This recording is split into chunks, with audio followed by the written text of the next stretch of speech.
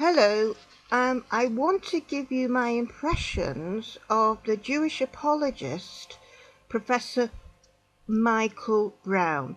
This is not with the intention of slagging him off, inverted commas, or embarrassing him publicly. No, that would be wrong. But I do think I've got what I consider some valid observations that I would like you to consider. Now, I first started listening to Professor Brown when I was a Jewish believer in Jesus. I had been a believer in Jesus for 42 years. I am bedbound most of the time because I have severe ME for 23 years. So I'm not on the internet, I'm in a blacked out room, and I have very severe nasty symptoms, and so it's just being ill all the time. And I'd seen these videos and things, but I just felt too ill, to be honest. I couldn't sort of face watching videos or anything. It had really not been well. And then I thought, I'm going to make an effort. I had one day wasn't too bad. So, and I also sent away for one of his books. When I first heard him speak, for the first few minutes, I was impressed. I was quite impressed. But then very quickly, the retort from the rabbi kind of demolished the whole argument. And then I suddenly started looking at him in a different light. And then he said something else, and the retort again made mincemeat of his argument. And I could immediately see, as a Jewish believer in Jesus, really, the very poor case he was presenting for actually Jesus being the Messiah. In other words, on an examination by this rabbi and the retort from the rabbi, it was quite clear that it wasn't as he said, Professor Brown. And I began to have reservations.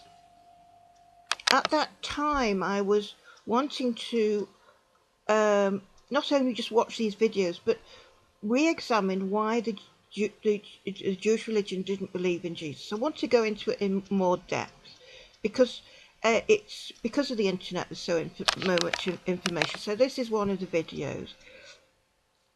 So I'm trying to read one of his books. His style of writing wasn't, to me, engaging, but I am a reader. I love books, and I'm one of those people. I persevere, right? And I tried very much to persevere with his book. What I found irritating as a Jew, and I was, remember, a Jewish believer in Jesus, was his continuous comments of like, praise be to God, and what a great salvation we have. And then he'd write a few more lines, and it would be, praise be to God, to Yeshua, giving us Yeshua, praise God. And then he'd write a few more lines, and he said, what a great salvation. And he's just like writing as an evangelical preacher. And I thought to myself, what a turn-off. Does he not realise? How can he expect to engage a Jewish audience when he's every other sentence, every 2 or 3 sentences, you've got this exclamation of praise be to God, Yeshua, Yeshua the Mashiach, and then he's, not only that, I wasn't really very impressed. I found it his arguments were very, very disappointing, very, very disappointing. And I thought, this is a main apologist for Jesus being the Messiah. And even I'm not particularly convinced. And remember, I was a Jewish believer in 42 years. I thought, this is very poor. This is very poor. This is in my view. I didn't actually finish the book, and it was simply because that constant rephrase of praise the Lord and this Yeshua, praise, it just got on my nerves. It got on my nerves, and I was a Jewish believer in Jesus, and it got on my nerves. So I'm thinking, if a Jewish person picks up a book like this, they're going to be completely turned off. And in fact, probably even a non-Jewish person will be turned off by this, because, oh no, this sounds like these evangelical preachers, and a lot of people are turned off by them. They don't take them seriously. And I'm thinking, this is supposed to be a professor. I'm expecting something a bit more, with more substance to it. I didn't feel there was a lot of substance to the particular book I was reading. I was actually very disappointed, because I thought I would learn things, and that it would enable me to think more deeply about things, but in fact it wasn't having that effect. I listened to Professor Brown's testimony, and it was very, very revealing. He was brought up by two Jewish parents, and his father was like a high court judge, so his father's very, very clever and brainy. But despite his father being clever and brainy, he allowed his son, 16-year-old son, Professor Michael Brown at 16, to attend church on a regular basis. And his father took it as a big joke. Now, what Jewish parent would allow their children at 16 to be going to church every week? It's just, to me, beyond the pale. And I was a Jewish believer in Jesus, and I'm thinking, what sort of parent does that? What sort of Jewish parent allows that? Because he's not an adult. If he wants to investigate Jesus when he's 18, Yeshua, and all go to church, he can do. But most Jewish parents, responsible Jewish parents, would take the view, you're living in my house, this is a Jewish home, and you don't go to church. You're grounded, you stay in on Sundays, you are not going to church. Right? Even, I'm talking about ordinary Jewish households. I'm talking about people that don't keep kosher, that work on Shabbat. Ordinary people, they believe in God, they wouldn't dream of worshipping an idol, they obviously have nothing to do with human sacrifice, that they're not going to worship Jesus. No, God forbid, no, you do. Nothing to do with that. They go to the shul for the festivals, they go Yom Kippur, the fast, they keep Pesach, they work on the Shabbat, they eat at McDonald's sometimes, it's a bit of a hodgepodge. But the thing is, all these Jewish people know there are some things that Jewish people that just don't do. And one of them is go to church on a regular basis. And this is what Professor Michael Brown's father was allowing him to do at the age of 16. And that, to me, is irresponsible Jewish parenting. And that's what I thought when I was a Jewish believer in Jesus. That's what I thought. What sort of parent allows this? If he wants to do it when he's 18, he can do it. But I just wouldn't. I wouldn't take a 16-year-old. When I was a Jewish believer in Jesus, I would not take a 16-year-old child to church with me. No. I wouldn't. I wouldn't even discuss anything about Jesus with them. I would say, if you want to know about Jesus, you must talk to your parents, and your parents must invite me to your home, and then if they're there, I will tell you what I believe and why I believe. But I am not going to be talking to you about Jesus or anything like that, because you are a child, and it's the responsibility of your parents to bring you up, and when you're 18, 21, then you do your own thing.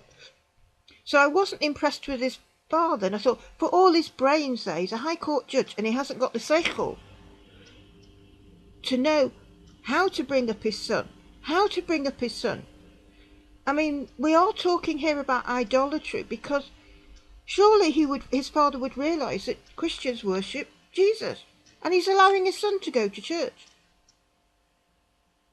And this is what I found so shocking.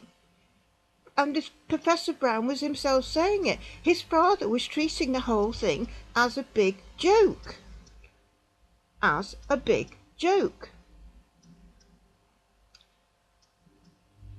And so Professor Brown goes forward to the altar call at 16, has a religious experience, comes, whatever, He then starts to investigate this religious experience from a Christian point of view, right? His father knows all. He knows he's going to church. Any responsible Jewish parent would send that child to see a rabbi. My father sent me to see a rabbi. As soon as I said I believed in Jesus, he sent me to see the rabbi. That is the right thing to do. Most Jewish parents would do that. Whether they don't keep, they send them to the rabbi, and that's what you do. There was no mention of his father sending him to see the rabbi. It's just like one big joke. So for all his cleverness of Professor Michael Brown's father, his father is an idiot. His father was an idiot. An idiot. Totally irresponsible Jewish parenting. And that was my view when I listened to it as a Jewish believer in Jesus for 42 years. Now, when I listen to Professor Brown, what comes across to me is he's very clever. He's very clever. He's like a walking encyclopedia. He knows the Hebrew Scriptures and the New Testament inside out and back to front. He has the brain of one of those people that could read a book, regurgitate it, word for word.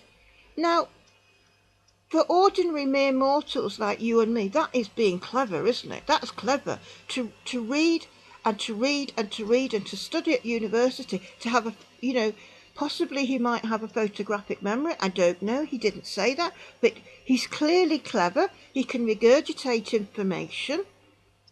And in a sense, when I listen to him, what I feel I'm listening to is a robot. My first impressions was I am listening to a convert to Christianity. And what I'm listening to sounds so limiting. And the way he expresses himself and the way he approaches things is, compared to the rabbis that I listen to on YouTube, is totally and completely different. When I listen to Professor Brown, I feel he's limited in the way he looks at things. He's clever in a sort of mechanical, robotic way of regurgitating information. He remembers where everything is and how things relate to each other. Something quoted in Romans and something quoted on Isaiah. He's one of these people. He can regurgitate from the Hebrew Scriptures and New Testament. He can interrelate everything, find similarities. So he's brilliant in that respect. But what I found he was lacking, and I'm mentioning this not to undermine him like as a human being or anything, but I just want you so that when you listen, so you can ask yourself, do you agree with me? You might not agree with me, but I feel it's important that when I listen to the rabbis, I feel the rabbis think more deeply. All the rabbis, when I listen to the rabbis, Chabad and all the different YouTube videos, what I'm hearing, what I notice a profound difference between Professor Brown and these rabbis is the rabbis seem to have an ability, probably because of the training and their approach, and possibly it's probably the training and asking questions. They just seem to have a way of looking all round the box, under the box, turning the box inside out, everything. They just are more thorough and there's more in-depth to it. I also felt that when I listen to the rabbis, I'm listening to spiritual people. When I listen to Professor Brown, I don't feel I'm listening to a spiritual person. I'm listening to a very, very clever person who can explain why he believes what he believes and his theories from an academic point of view, but I don't feel I'm listening to a spiritual person, and I don't feel I'm listening to somebody who is a deep thinker, and he can't help this. So this is where I don't want to appear disparaging, but I feel it's important to mention this because he is the main apologist for Messianic Judaism, and I want you to listen to him, remembering what I said, and ask yourself, is there any truth in what I'm saying? Because there is something very limiting about the way he thinks and he approaches things. And I felt as I was listening to him, I wasn't really getting anything out of what I was listening to. In other words, I didn't feel I was learning anything, and I didn't feel there was much depth to it. I felt I was listening to a computer, somebody who's robotic, who is clever. They read the information, they regurgitate the information, they have certain different theories, but they're not somehow thinking very deeply. Now, this is not his fault. This is not Professor Brown's fault. You have to remember that from the age of 16, Professor Brown has been living in a non-Jewish culture. He has been living in a Christian world. Because Messianic Judaism is Christianity. They believe the same things. They believe God became flesh. They believe Jesus died on the cross for their sins. They believe it was God on the cross that died. They believe it's an atonement for sin. They believe he was risen from the dead. The beliefs are exactly the same. Messianic Jews hold on to everything in the New Testament. They believe in the words of St. Paul in the same way they believe in the Ten Commandments. They believe everything he says, right? So it's exactly the same faith, Messianic Judaism and Christianity. It's just expressed in different ways. And this is very important to bear in mind because people do express their faith in different ways. This is why you get denominations within Christianity, because people want to express themselves differently. Like the Salvation Army love trumpets. They love trumpets. I like the Salvation Army, but I wouldn't go to their churches in the past simply because I can't stand trumpets. And particularly with me being ill for 23 years, I couldn't cope with the trumpet because I'm noise sensitive. And so they are lovely people, but I couldn't cope with trumpets and tambourines, and it's just like does my head in, And so you've got some denominations where it's all very quiet and you can't hear a pin drop, and then you've got other denominations which are very noisy and happy clappy, and you get free churches which are playing rock music. They're putting everything to rock. Singing praise to Jesus in rock. I mean, there's all fads and fancies, and this is about helping human beings express themselves. So Messianic Judaism is a way for Jewish people and also mostly lots of non-Jews who like to express themselves in a Jewish way. Right, so they want to say prayers in Hebrew. They want to sing praise to Jesus in Hebrew rather than English. But it's exactly the same. The men wear a yarmulke at Messianic Fellowship, but at church, obviously, they don't wear the yarmulke. But they want to wear a yarmulke. They might feel self-conscious in the church, so they can go to a Messianic Fellowship and wear a yarmulke. So, really, Messianic Judaism is just another branch. It's just another denomination, as far as I'm concerned, within Christianity to help Jewish people and those people who want to express themselves in a Jewish way. So it's Christianity with schmaltz. It's Christianity with a pickled cucumber or saveloy or borscht. It's the nice Jewish evening that makes everybody feel at home. You see a talus, you see a yarmulke, and you immediately feel at home. Whenever I see a yarmulke, I feel at home. I see a man with a yarmulke, and I feel it's like a relative. I feel it's like a relative. I don't know the Jew. I see a yarmulke. To me, it's like a relative. And so for Jewish people meeting in Messianic congregations, which most of whom are not are non-Jewish anyway, they see a yarmulke, they see a talus, and they immediately feel at home. It's like your own people. So I do get that, but it is another denomination of Christianity. So to get back on track, is that Professor Brown has been brought up in the culture of Christianity. He has embraced Christianity in exactly the same way as I did, because Professor Brown and I have both been believers in Jesus for 42 years. We were the same length of time. He was a believer 40. I was the same. We're exactly the same. And he has been in this Christian culture, predominantly non-Jewish, remember. And remember, when you accept Jesus and you get into the whole church thing and St. Paul and reading the New Testament, you are becoming drip by drip, being converted to a different way of thinking. And it's this different way of thinking that I think has limited Professor Brown, and he can't help this, because he's spent the whole of his life since the age of 16 living in a predominantly Gentile culture, not exposed to his Jewish faith, right?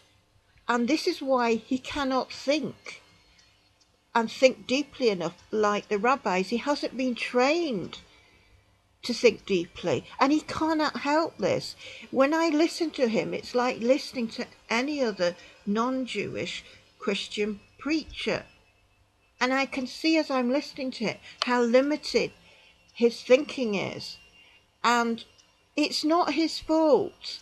It's not his fault. And it's all to do with the way you're being brought up. And of course, if you're being brought up in an Orthodox Jewish environment where you are from, you out of diapers, nappies, you're encouraged to ask questions. You are encouraged to ask questions. You examine and discuss everything. Everything is open to discussion and questioning.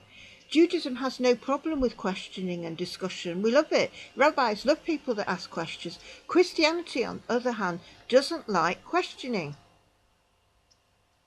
All realms of Christianity don't like questioning, because they consider all questioning to be doubt. They also have total contempt for the intellect in relation to Bible study. In other words, generally, because you will find this. I just want to explain this, because in the New Testament, what it's saying is Paul is criticizing the Jewish people. Oh, these Jews, these Jews using the brains, looking at scripture, and they can't recognize Jesus as the Messiah. They're spiritually blind, and because these clever Jews, but they can't recognize Jesus, they're spiritually blind. So what Christianity does, it pours contempt on Judaism, it pours contempt on the Talmud, it pours contempt on Jewish thinking, and what it does, the New Testament, it elevates spiritual experience. We know Jesus, we've had a spiritual experience. We have come to understand Jesus even though we're all idiots. I haven't been to school, I can't read and write, but I believe in Jesus. Whereas these Jews over there are very clever, but they can't recognize Jesus from their scriptures. This is how the Christian thinks. This all comes from the New Testament. And so the New Testament is disparaging, and Christianity disparages Judaism, and the rabbis are saying, well, for all your brains, you might think you're smart, clever people, you Jews, but you can't recognize Jesus from the Messiah, from the Hebrew scriptures, and you're spiritually blind, right? But we're not very bright, we're not as clever as you, but we recognize Jesus as the Messiah. So this is a revelation, this is what's revealed to us. We're not very bright, we couldn't pass an exam in anything, but God has revealed to us by his Spirit this spiritual truth of Jesus the Messiah. So they poured scorn on Judaism. They poured scorn on learning. And I picked that up all over 42 years from all the clergy, all those in authority and power in all the churches, different denominations, this contempt, and it comes from the New Testament, of Jewish learning, because they think it's pointless. They think everything is pointless.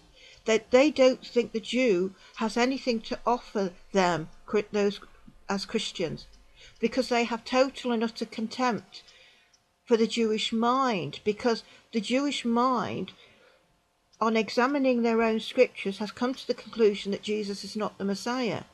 So they have contempt for the Jewish mind as a result. And this, as I say, the root of it comes from St. Paul. St. Paul could not persuade the rabbis from his spiritual experience that Jesus was the Messiah. You have to remember that St. Paul's faith is rooted in a spiritual experience. It's not rooted in the Hebrew Scriptures. St. Paul had examined the Hebrew Scriptures and was in agreement originally with the rabbis. Jesus was not the Messiah, and some of the things he was saying was contradictory to Judaism, and he was totally in agreement with the rabbis from Scripture. His understanding came from Scripture. Jesus was not the Messiah, and that it was blasphemous for Jesus to acquaint himself as God or with God or having any part of the divinity. St. Paul recognised that was wrong, but what changed his mind was a spiritual experience. And so St. Paul's faith is based on a spiritual experience. He couldn't convince the rabbis from this spiritual experience that Jesus was the Messiah. And so Paul concluded, that you're just spiritually blind, you're all blind, and so the Christians now, this is how they view the Jewish people. They view Jewish learning with total, utter contempt. Absolute, utter contempt. I know, you can tell by their attitude. I studied theology. I know, I've had talks with the lecturers and things, all sorts, over decades, and I know their attitude is they have contempt. They don't think they can learn anything from a Jew.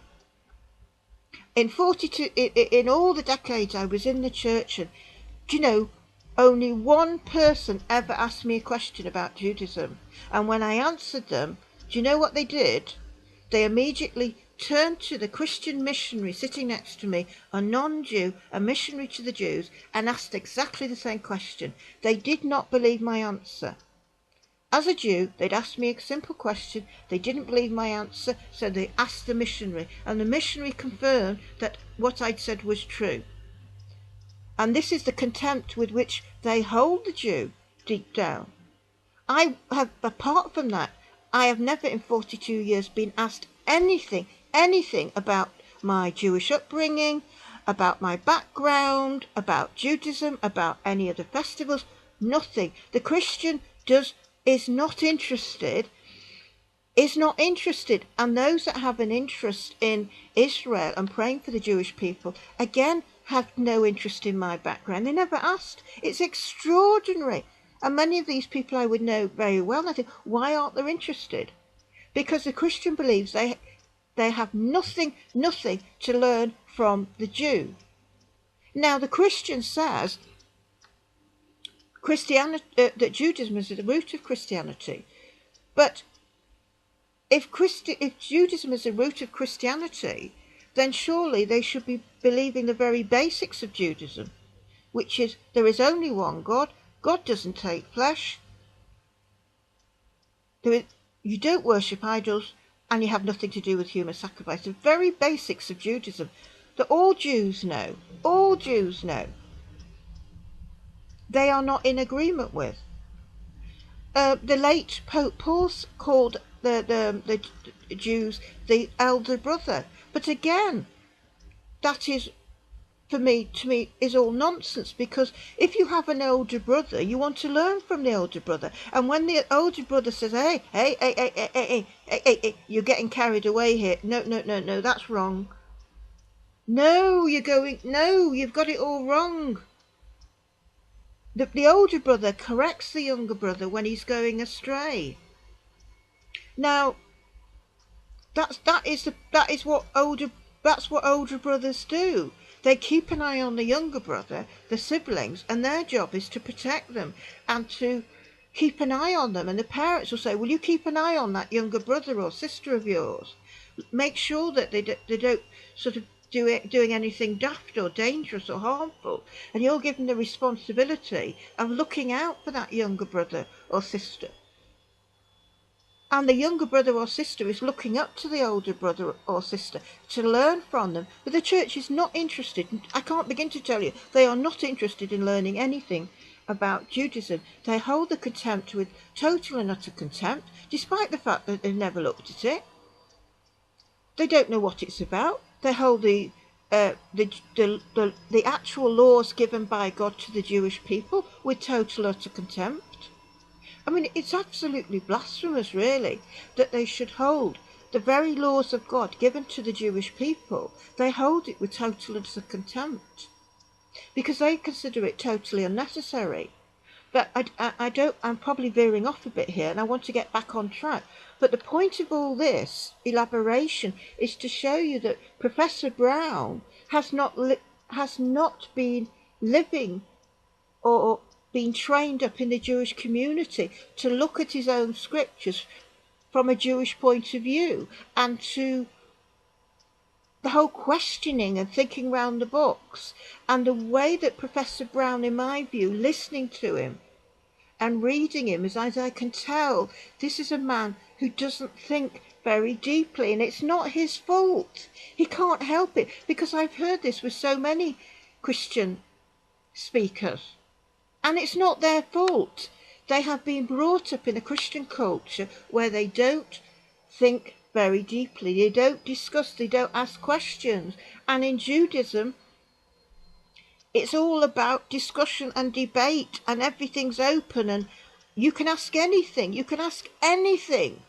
but you can't in the church. You can't in the church, and it will be the same in Messianic Judaism, because it's another form of Christianity.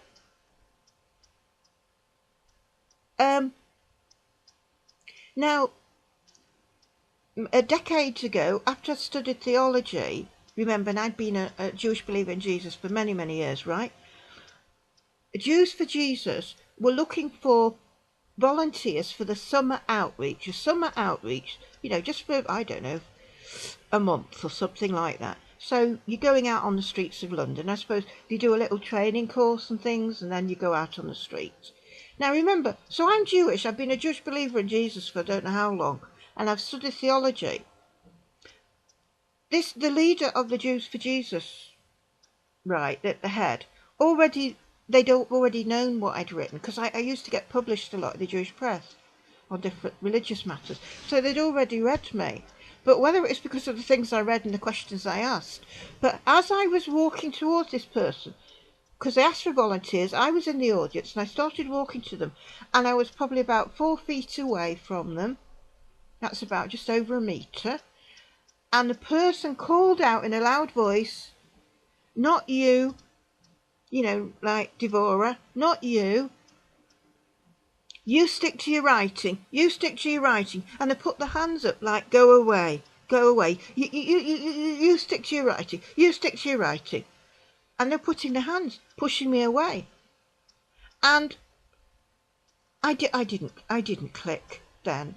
I'm very embarrassed that I didn't sort of click with the obvious. I mean, I had a slight set to with this person a number of years ago before this, and I'd criticised them on something. So there had been a little bit of history, and what I was criticising them was about to do with the aspect of control. And I'd written to them because at that time I wasn't able to somehow do things verbally, face to face. I found I could deal with situations better by writing letters. So I wrote and told them exactly what I thought of them. And it's all about control. They're trying to control and manage you. So I'd already challenged this person. And so decades later, when I thought about this, and I'd moved, stopped going to the church, and I sort of like being deprogrammed from being away from the Christian environment totally, I realised that he didn't want me as a volunteer because I could possibly question him or somebody else. In other words, Jews for Jesus would rather take a compliant non-Jew and train them up for evangelism than take on somebody like me who was a Jewish believer and had studied theology. Because I asked questions. And this is very, very telling. I've worked in personnel. I used to work in personnel. I was a personnel assistant. And I would find this in personnel, in recruitment, that the same thing would happen. You could have somebody who was absolutely spot on, suitable for the job, and they wouldn't get the job. And sometimes the reason could be was that the person who was interviewing them felt threatened and intimidated by that person. So they wouldn't employ them. They were actually a better fit for the job, but they would take on somebody else who had less experience and who they could manage and control. And this was about this person being threatened by me, a Jewish person asking questions. No, we don't want that. Better to get the Christian in the church, the non-Jewish Christian, and they are very easy to manipulate. I don't mean to be patronising, but this is something I've thought and observed for decades, that the Christians are very easy to manipulate and to control, and they're very compliant, and they submit to anybody and everybody, and there's something not quite right about it. I used something I'd observed time and time again, and I used to think, why are these people so submissive to authority? They don't seem to have any spunk about them, and they don't ask questions. And they never disagree, really. They disagree on silly things, unimportant things, like a hymn choice or something silly. But they're very, very, evangelical Christians are very easy to control, they're easy to manage. You can get them to do anything. And this is one of my observations over decades in the church. And I think he didn't want me there because he obviously got from the stuff that was being printed. All the stuff that was being printed was about asking questions, because I saw that as my role, and that's what I like to do and I'm good at, is asking questions. I am, if God is looking for somebody to ask questions, to be a pain in the tuchus and ask questions that need to be asked to get people thinking, I'm the one. I tend to see my life as, I believe that God can use my ability to be a pain in the tuchus in asking questions that need to be asked for good, because somebody has to ask the questions, and it's like perhaps God is looking around, who can I find to be a pain in the tuchus and ask questions that will annoy people that need to be asked, because people they need to be asked things, you see. So that's how I see myself, as being a pain in the tuchus, asking questions that perhaps might offend people, irritate people, but I actually don't care, because I think these questions are valid, and if I don't ask these questions, nobody else will. And I know there's people would like to ask these questions, but they're frightened. They're too frightened, and Christians are terribly, terribly frightened. Evangelical Christians are terribly frightened. Everybody wants to be loved. Everybody wants to be accepted. Everybody wants to feel they belong. Everybody in the church is looking to be leaders. And quite honestly, if you ask the wrong question, you are sidelined. And this is why Christians, I would say, my long experience, don't particularly like me, and never took to me, and never liked me. And I know I'm not saying all Christians dislike me. That would be silly. That would be sort of bordering on psychosis or paranoia. No. But I had found that so often I could see that they don't like it when you ask questions. They don't like it when you ask questions. It's too Jewish. It's too Jewish. Now, I knew a lady, right, she hasn't, right, she trained for the ministry. I have to be careful because I don't want her to be, she hasn't given permission, and so she's qualified in the ministry. She's sent to a church, and the church is in a Jewish area. You couldn't get more Jewish than where this church was. Totally Jewish, delicatessens are everything. From Jews everywhere, with the all in black, with the black hats, and the payers is everywhere, and Lubavitch, the whole everything, from. And also lots of, a whole mixed bag of others as well. The whole hodgepodge of Jews, but it's all Jewish. And the person above her said, "Oh, you're a Jew," when the person turned up for work.